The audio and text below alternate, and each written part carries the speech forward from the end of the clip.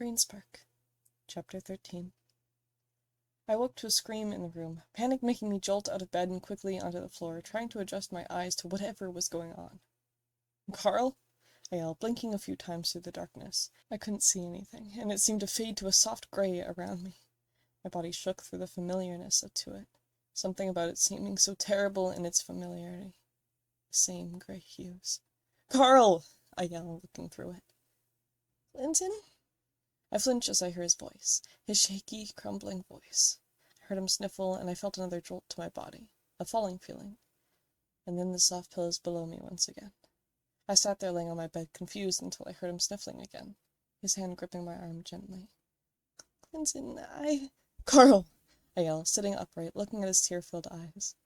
"Oh, Carl," I say softly as he looks at his feet, ashamed. "Come here, come on," I say, opening my arms as he crawls onto my lap, hugging me tightly. "I was doing so good," he mumbled through tears as I wrapped my arms around him.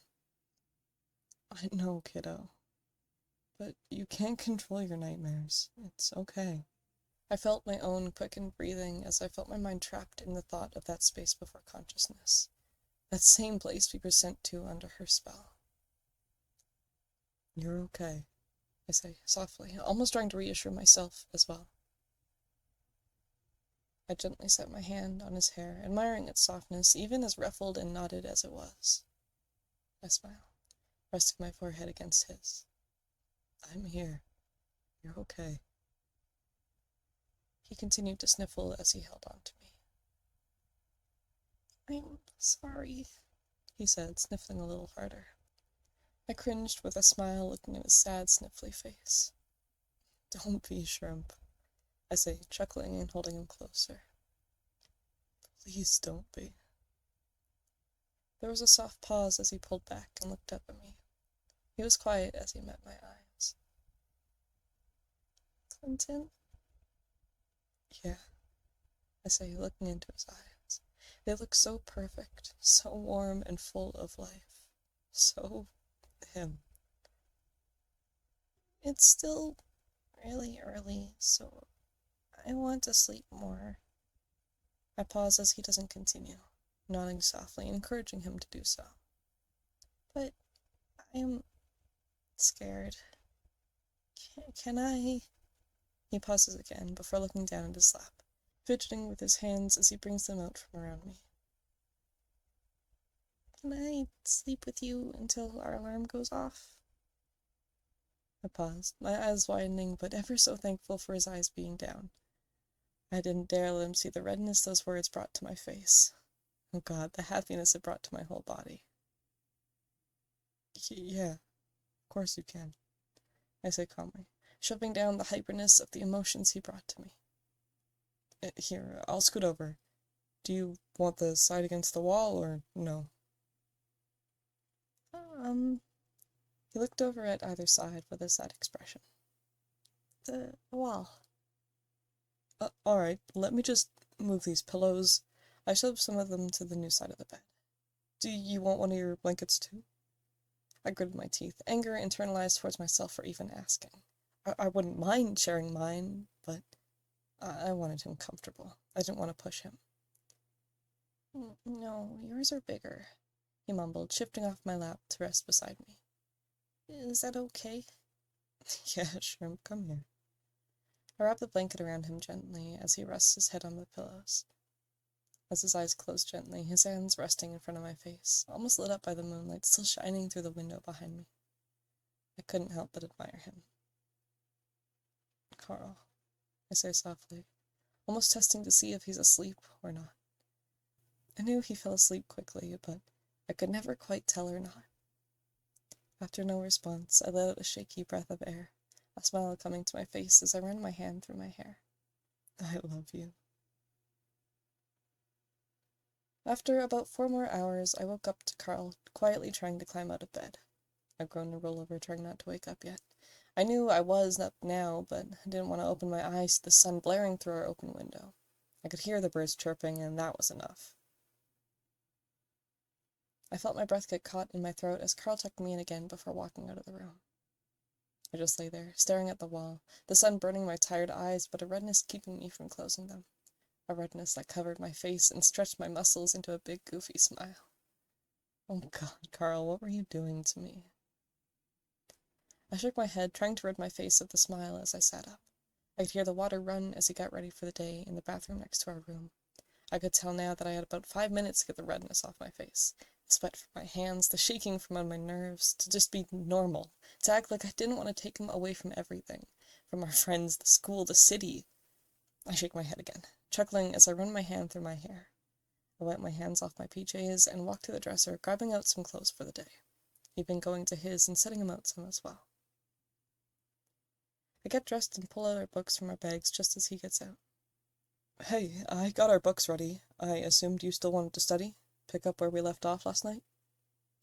He looked down at me, and then at the clothing on his dresser I had pulled out for him. He smiled back at me as he grabbed it. Yeah, let me get dressed first. Can't help but notice you picked out red again. I felt my face get hot, and I quickly turned, rummaging through my bag for something that didn't exist. Well, like I said last time, it matches your aesthetic. He giggles, making my heart flutter before I hear him walk out and back to the bathroom. I sigh, resting my head in my hands. I should get studying before I lose my mind thinking of him. He walks back into the room as I open my books. We're starting chapter 12, right? I say, trying not to look up at him, worried about the heat still lingering on my face. Yeah, I was thinking we could get through most of it today. Do you think we can hang out with the others at lunch at least? I say, dreading the whole day of studying. He nods as he sits down beside me. Yeah, I've been missing them a bit. They always seem so busy, and I've been worried about putting you around Emma with her recent, outbursts. I mumble, a little confused myself. He nods again. It was nice to know I wasn't imagining things. Nice to know that Emma hasn't quite been herself lately. I sigh. I'm actually kinda worried about her. I felt my emotions brought down by a lingering thought that struck me like many times before. I worry we really did something to her. Ava.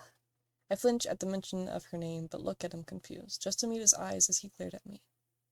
Worry that Ava did something to her. I smiled. It was nice to see him being so strong, and correcting me even. Yeah. I glanced back down at the paper, eager to dismiss this train of thinking. Okay, it's page 214. Want to race to get the first set of questions done? You want to? He chuckles, a smile coming to his face with confusion, a friendly mock smile. I nod, picking up my pencil and glaring at him playfully. Alrighty then. We kept studying for an hour and a half until we needed to go. We took something small to eat on our way out, and of course Carl won the race. It was just nice to see him so enthusiastic. Although, even that light of seeing him so happy was dimmed as we got to school.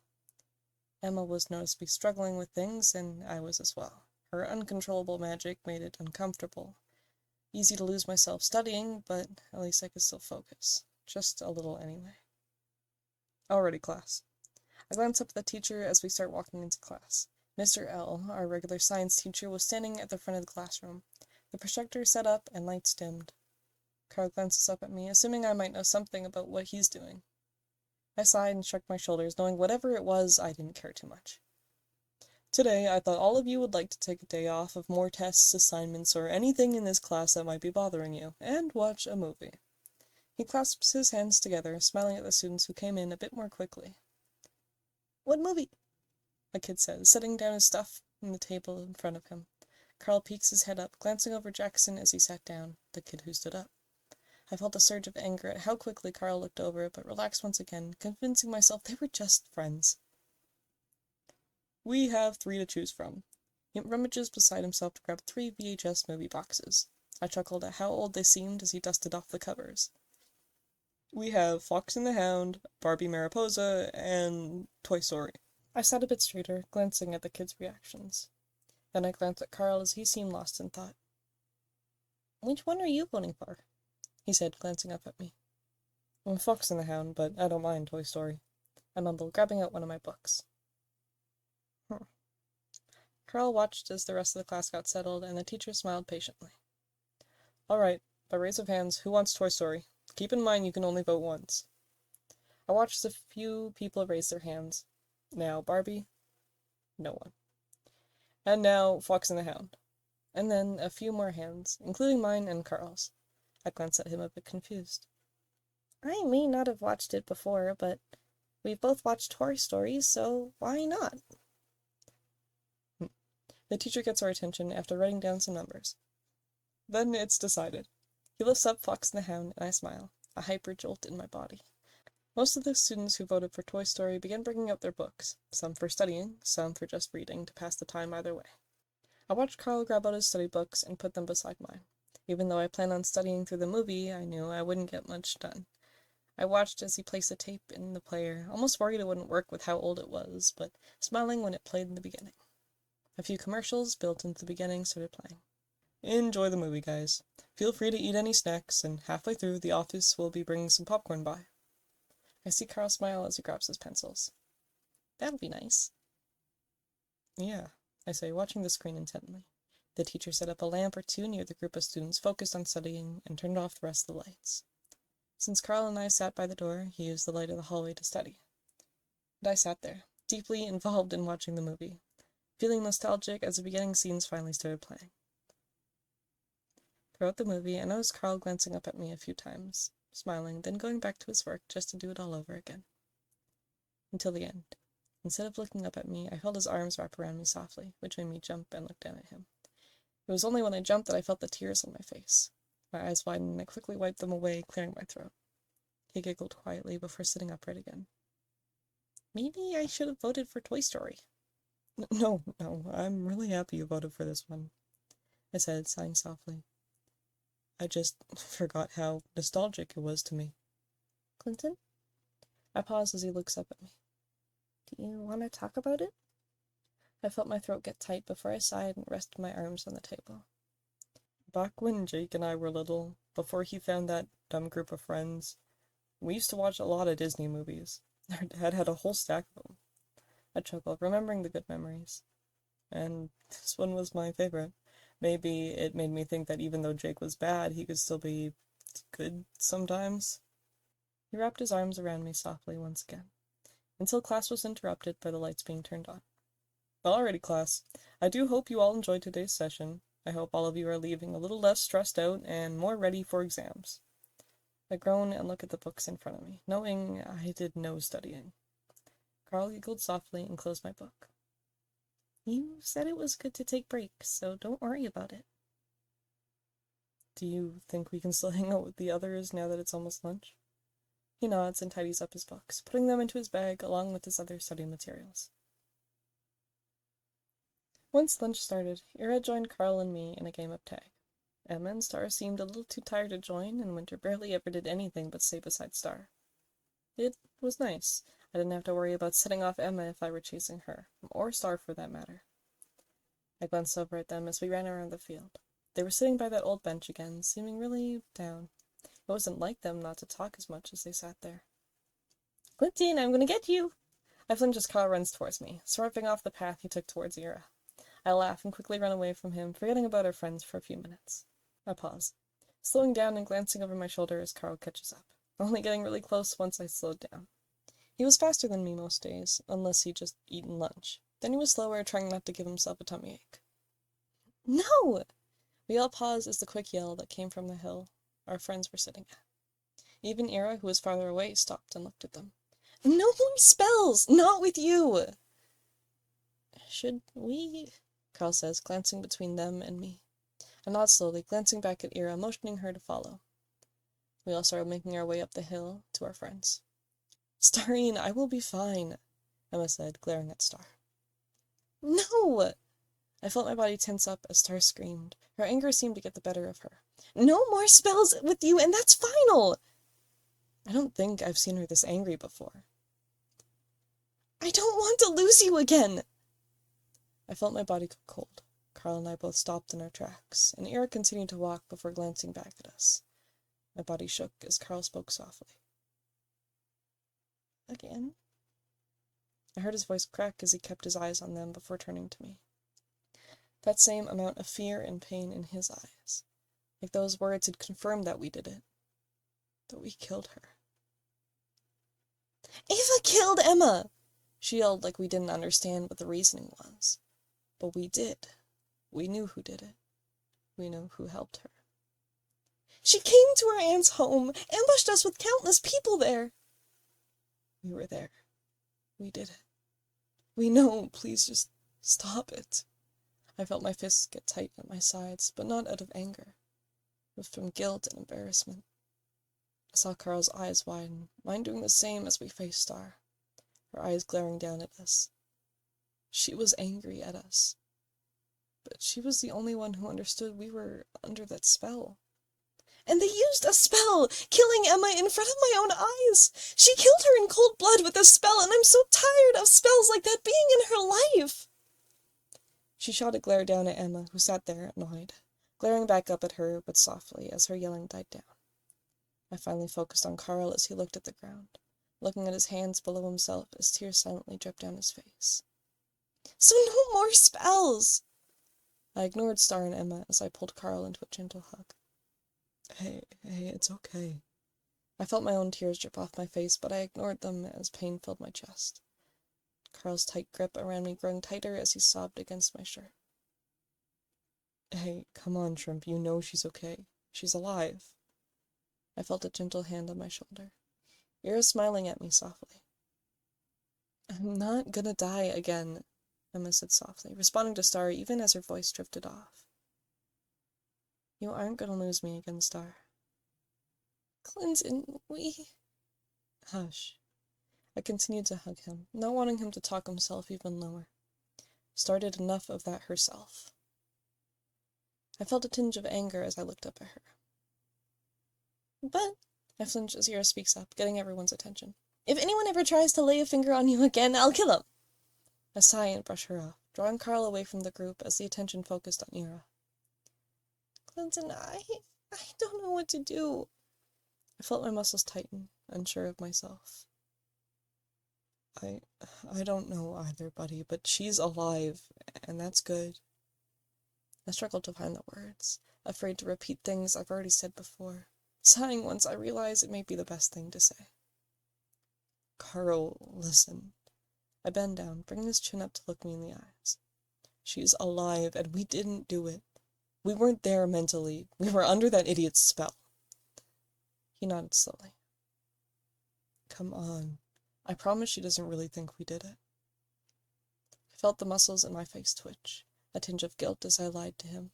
I believe both hated our guts deep down. Even if Star understood we were under that spell, it was obvious she hated us for it either way. Hey. I felt my body stiffen up, my back turned to Emma as she approached us. Carl twitches, and I let my arms down, feeling his feet shift. Emma, I wanted to apologize to her, to tell her we know we were under a spell, but we were so sorry. So very, very sorry. Emma, I'm so sorry. I know we said it before. I know it wasn't our fault, but I didn't know. I'm sorry.